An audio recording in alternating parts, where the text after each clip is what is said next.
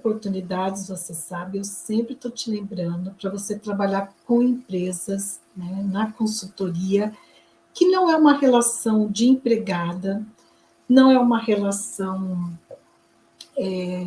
pela CLT, né, onde você vai ser registrado em carteira. Também, se você, pensando numa empresa pública, não é uma relação de contrato estatutário, né, por um estatuto. É uma prestação de serviço onde você, como profissional autônoma ou como CNPJ, se você tiver uma empresa, né, você vai prestar serviço para a empresa, num trabalho específico, numa demanda específica, com começo, meio e fim, né? Então, o trabalho da consultoria, ela tem essa característica. Claro que existe a possibilidade da empresa renovar o nosso contrato ou pedir novas demandas? Sim, isso é muito comum acontecer, né? Mas você não tem uma relação de subordinação com a empresa. E esse tipo de serviço, que, né, denominado de consultoria pelas empresas, né, tem muitas oportunidades para nós trabalharmos, né? Essa semana, olha só que interessante, né? Semana passada, ex-alunas minhas compartilhando que estavam fazendo trabalho de qualidade de vida no trabalho, fazendo outras ações relacionadas ao Setembro Amarelo, ações remuneradas, não só ações voluntárias.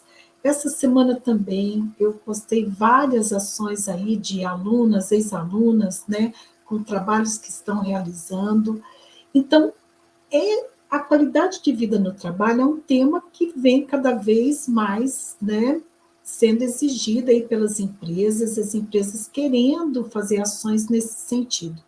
Até porque, além de muitas empresas terem a consciência da importância desse tema, existe também uma pressão social para a imagem da empresa, até reputacional, que a empresa precisa se posicionar, né, em relação a alguns temas, como qualidade de vida, por isso que está tendo muitas oportunidades, muitas demandas, saúde mental no trabalho, bem-estar, né, a questão de gênero, a questão da diversidade, da inclusão, né, a neurodiversidade, que começa cada vez mais se fazer presente nas organizações, né?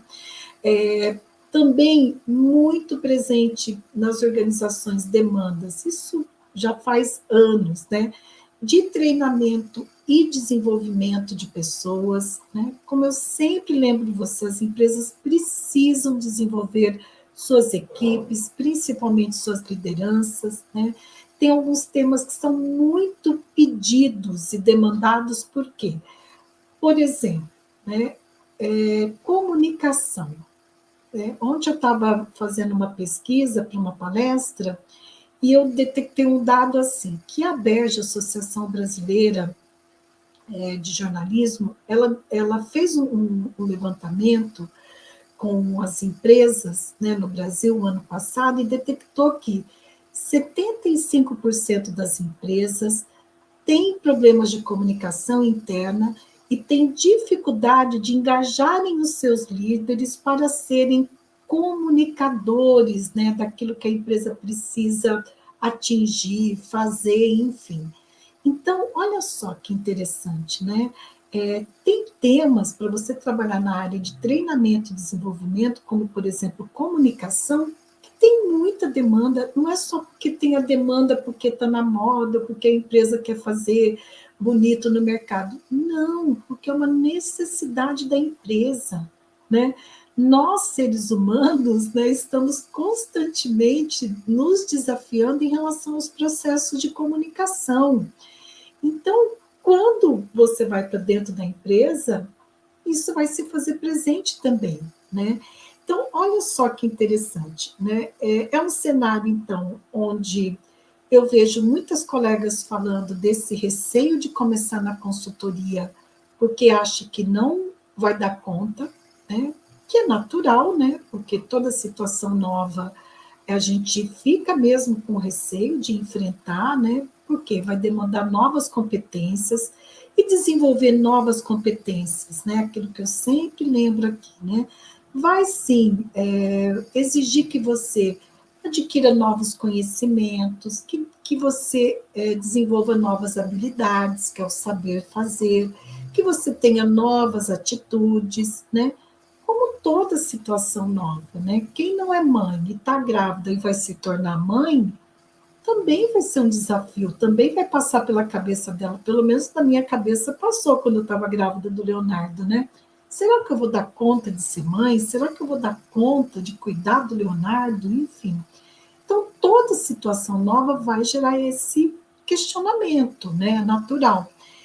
E com isso perdem muitas oportunidades, como eu já citei algumas oportunidades aqui para você, né?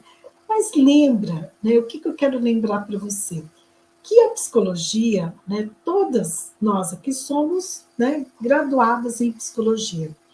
E como profissionais do comportamento, a psicologia é uma ciência que ela vai estudar a mente e o comportamento humano e também as suas interações com o meio ambiente, né? Então, tanto com o ambiente físico quanto com o ambiente social, esse é o nosso objeto de estudo.